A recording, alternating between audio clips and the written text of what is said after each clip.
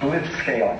The idea seems to be that in order to manage kind of Herculean growth, dizzying growth, entrepreneurs should do everything possible to get to scale as fast as they can, even ignore what the customers want, even deal with a certain shoddiness in the product.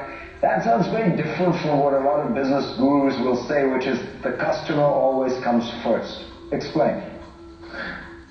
So in this growingly connected world, more often, growing in degree, there are markets that we call Glengarry, Glen Ross markets. First prize Cadillac, second prize steak knives, third prize you're fired.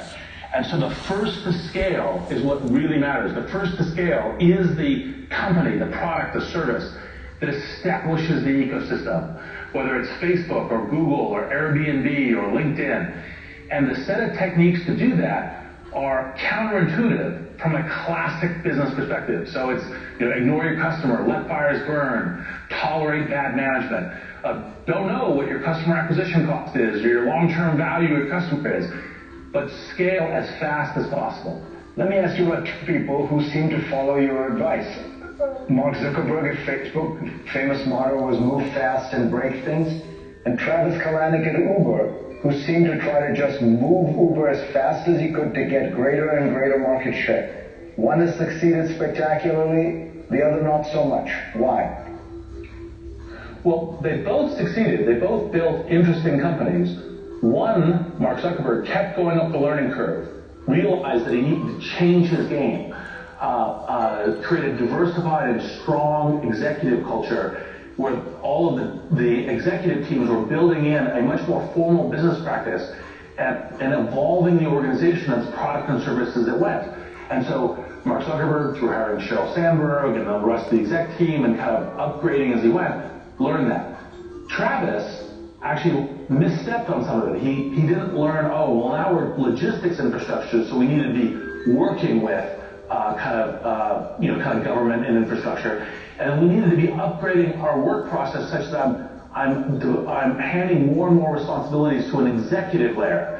And that's part of the reason why there was an executive change at Uber.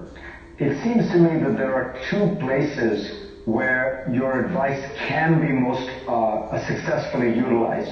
The United States and China. Because if you have an idea in either of those countries, you can go to massive scale fast. There are two vast markets, unlike, say, Europe, which is still a collection of countries. And it's not a surprise to me that when you look at the 20 top technology companies, 11 are American, 9 are Chinese. My question is, it seems that China actually follows the Hoffman model even more than America. When I look at China, you see people just a desperate search to get bigger. The products are often not that great. They're just moving really fast and breaking a lot of things. 100%. In our book, Blitzscaling, we call China the land of Blitzscaling. And there's a bunch of things that they can do uniquely because they have a huge workforce. They can multitask products. They have a bunch of capital and an invention of different industries. And so there's a lot of things in Blitzscaling that I and we have learned from China.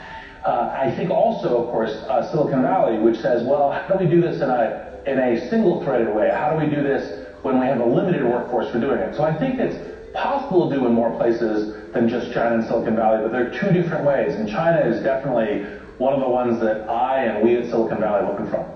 All right, Reid Hoffman, pleasure to have you on as always. Always great to be here. Thank you.